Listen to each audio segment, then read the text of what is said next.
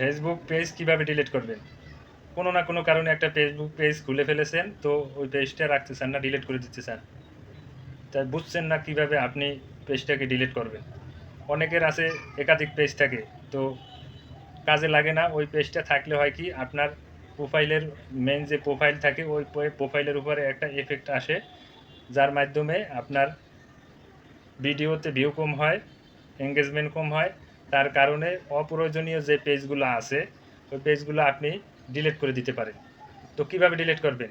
কোনো মাধ্যম খুঁজে পান না, অনেকে জানে না যে কীভাবে ডিলিট করতে হয়। তো যারা না জানেন তারা ভিডিওটা দেখতে পারেন কিভাবে ডিলিট করবেন। স্ক্রিনটাকে ফলো করেন, দেখিয়ে দিচ্ছি। আপনার ফেসবুকটা যেই পেজটা ডিলিট করবেন ওই পেজটা ওপেন করে নেবেন। ওই পেজে ওপেন করে পেজের এই যে ফটো দেখছেন 3 লাইন অপশন, এখানে ক্লিক করবেন। ক্লিক করার পর এখানে পেজ সেটিংস, মানে ফেসবুকের যে পেজ সেটিংস আছে মূল সেটিংসটা, এই সেটিংসে ক্লিক করবেন।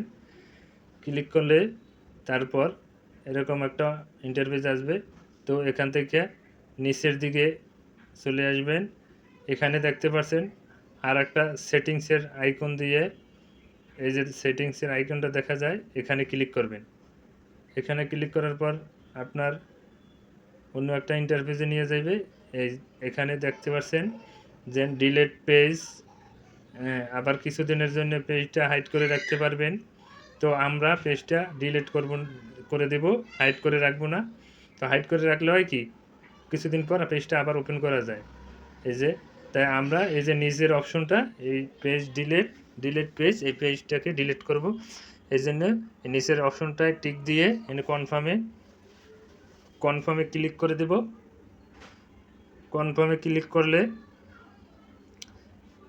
আপনার মনে রাখতে হবে যেই পেজটা ডিলিট করবেন ওই পেজটা আগে ফেসবুকে লগ ইন করাইয়া নিয়ে এই কাজটা করতে হবে। তো কনফার্মে ক্লিক করার পর এরকম একটা ইন্টারফেস আসবে। এখানে কি কারণে আপনি ফেসবুকটা মানে পেজটা ডিলিট করতে চান, কি কারণে। তো এখান থেকে কারণ সিলেক্ট করে দিতে পারেন যে কোনো একটা। আমি কোনো কারণ সিলেক্ট করব না, তো কনফার্মে দিলাম। তো এখানে আবার দেখতে পাচ্ছেন যে পেজের কোনো গুরুত্বপূর্ণ কিছু যদি থাকে তাহলে আপনি ডাউনলোড করে রাখতে পারেন। যেমন ভিডিও, ছবি, যদি গুরুত্বপূর্ণ ছবি ভিডিও থাকে এখান থেকে ডাউনলোড করে রাখতে পারবেন। তো আমার কিছু নাই, আমি ডাউনলোড করব না। তো এখানে আমি দেখতে পাচ্ছেন কনফার্ম, এই কনফার্মে ক্লিক করে দিব। আবারও কনফার্মে ক্লিক করে দিলে তারপর আপনার যেই প্রোফাইলের আন্ডারে পেজটা, সেই প্রোফাইলের পাসওয়ার্ডটা এই জায়গায় চাইছে। এখানে দেখেন যেই প্রোফাইলের আন্ডারে পেজ, এর পাসওয়ার্ডটা দিয়ে নিচে কনফার্ম দিলেই